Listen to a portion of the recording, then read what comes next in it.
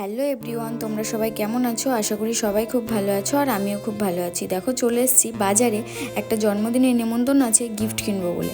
দেখো গিফট কিনতে চলে এসেছি, গিফট পছন্দ হয়ে গেছে, ওদিকে কাকু প্যাক করছে আর এদিকে আমি এতগুলো জিনিস নিয়ে নিয়েছি। আমার ছেলের জন্য একটা খেলনাও নিয়েছি, তখন বলবে বুনুর জন্য নিয়েছো, আমার জন্য নেওনি কেন। গিফট টিফট নিয়ে এখন যাব বিননগর, আর আমি যাব ট্রেন আর গেট পড়বে না তা তো কোনো দিন হয় না। আমার কিন্তু ট্রেনে উঠতে বেশ ভালোই লাগে। তোমাদের কার কার ট্রেনে উঠতে ভালো লাগে আমাকে কমেন্ট করে জানিও। দেখো চলে এসেছি বিননগর পার্লারে কাজ টাজ মিটিয়ে এখন আমি আর বরমশাই চলে এসেছি একটু চা খেতে। চাটা খেয়ে দেখো বাড়িতে চলে এসেছি। বাড়িতে এসে এখন যাব বার্থডে গার্লের বাড়ি। এই যে আজকে এই মামামের জন্মদিন, এটা হচ্ছে আমার দেওরের মেয়ে, ওরই আজকে জন্মদিন।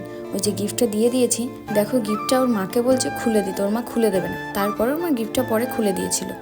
এটা হচ্ছে মামামের দাদান, মামামকে আশীর্বাদ করে এখন ভাত খাইয়ে দিচ্ছে। দেখো খাবে না, ওর মা চেপে ধরেছে আর ওর দাদা ওর মুখের মধ্যে দিয়ে দিয়েছে। এখন দেখো কি কান্না কাঁদবে, ওর হাতে একটু ব্যথা ছিল ওই জন্য আরও বেশি কাঁদছিল। এইদিকে আমরা সবাই মিলে আটা মাখছিলাম, বড়দি ছোটদি লুচি করবে ওই জন্য আটা মাখছিলাম, আর এদিকে কাকা আর কাকি চিকেন আর কাবলি ছোলা রান্না করছিল।